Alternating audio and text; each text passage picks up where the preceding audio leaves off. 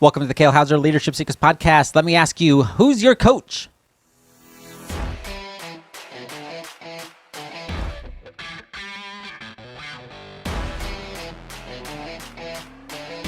Hello, everybody, and welcome back to the Kale Houser Leadership Secrets podcast. My name is Kale Houser. I appreciate you joining me today. Hey, this is something I was thinking about recently, and it's something that we all seem to pretty much know and understand and accept as truth, but we don't think about it very often. And we certainly don't think about it in our own lives unless you fall into this sect. If we look at the athletic world, whether it be professional athletics, collegiate athletics, even to a degree like high school, intermediate type athletics, and certainly Olympic level athletics, what do those athletes have in common? And it's across the board. Boxers, swimmers, track stars, snowboarders, pick your sport, football players, all of them. What do they have in common across the board? And if you guessed by the title, they all have coaches. And I would say they don't have one coach. Now, certainly they have a head coach. They have somebody that's primarily responsible for their training to figure all that out and put it together. But they have multiple different coaches.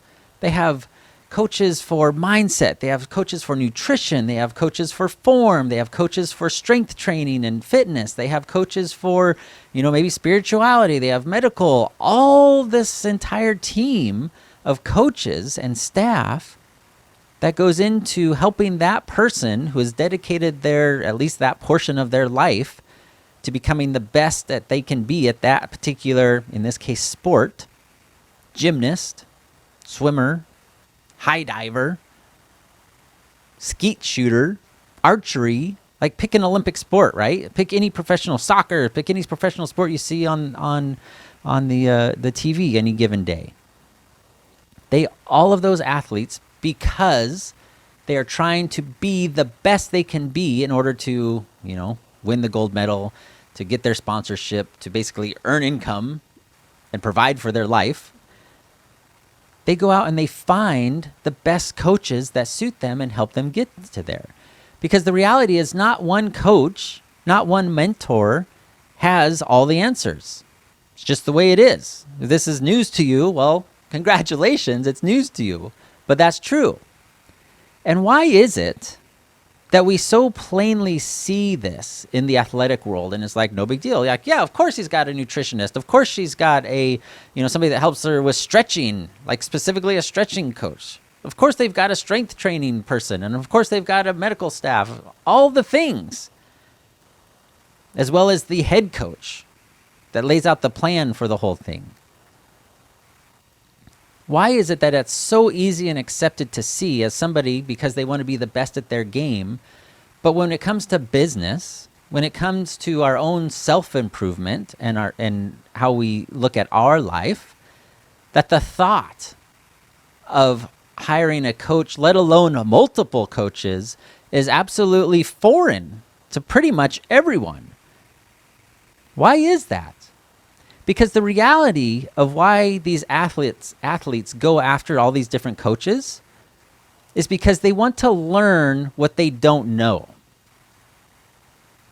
Do you think if Michael Phelps just naturally went in the pool and he just, the first time in there, swam a world record breaking time across the 50-meter pool, he'd have gone out and sought coaches and done all these things? No, because he'd already known everything. But I'm guessing, just going out on a limb here, when he first jumped in the pool, he sucked. He had some natural talent and he liked doing it, and he saw it as a pathway of something that he could do and enjoy.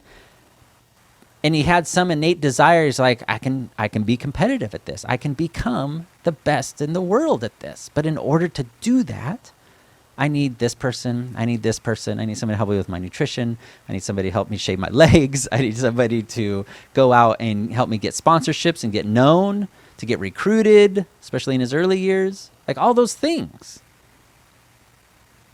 They want and they're looking for that shortcut to success. They want to learn what they don't know, and they want that shortcut to success in the form of people teaching them what they don't know, instead of them having to go out and discover it for themselves. But isn't it interesting how in business, we see business owners taking shortcuts, quote unquote shortcuts, as cheating. Like, oh, you haven't paid your dues. You haven't gone through that heartache. You're not really a success until you've had 4 failed businesses. Why on earth would you want to go through 4 failed businesses if instead you could talk to 4 different coaches to learn why they failed at those 4 different areas and not do that? And put in processes and systems and people to give you that chance of success instead of having to learn it on your own. Do you think when these athletes go out, you got somebody that's, I can't even think of the name, but the best Olympic archer in history. Do you think they went out and found a swimming coach to help them? Absolutely not, right? This is an obvious answer. No, they went out and found somebody who had done it before, the previous Olympic champion, the previous people that had done that and had that success in the thing that they're wanting to do, to learn from their mistakes and their successes. How did they get to that level? And then can they teach them to even take it further using their natural abilities and talents? And it should be the same in business. Why are you not seeking out people who have gone before you, i.e., they're now more successful than you, probably older, in your same industry? They've seen and done the things. They've lived through different recessions in our economies, different ups and downs, whatever your industry is in. And why are you not seeking them out as mentors and learning from them? Because the other thing that they provide, these coaches or mentors, is that outside perspective.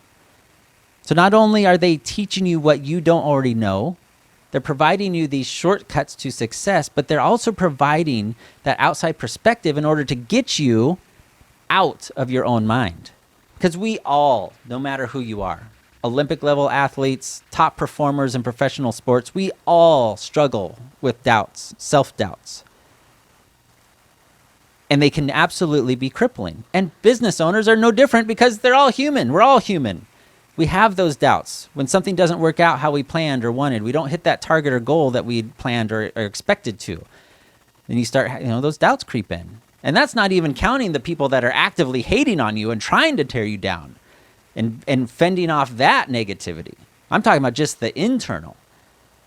And that's what mentors and coaches do. Certainly in the athletic field, when they come in 4th for no apparent reason, you just missed the medal. What does that coach do? Get back on that saddle. You got this. This was a momentary setback. Let's fix this, and go at it again. That's what coaches do. They give you that outside perspective to get you out of your own mind, especially if it comes to a failure that's happened or a setback that's happened. And they allow you to continue and get back and give you the perspective of, this is why we're doing this. This is our goals. This is where we're going. Whether it be to the next Olympics, summer or winter, whether it be to the Fortune 500 list, all those types of things, the Super Bowl, the World Series, take your pick. They help you stay focused and give you that perspective that momentary setbacks is not a failure. Momentary setbacks in business are too often seen as, well, I can never be successful at this business.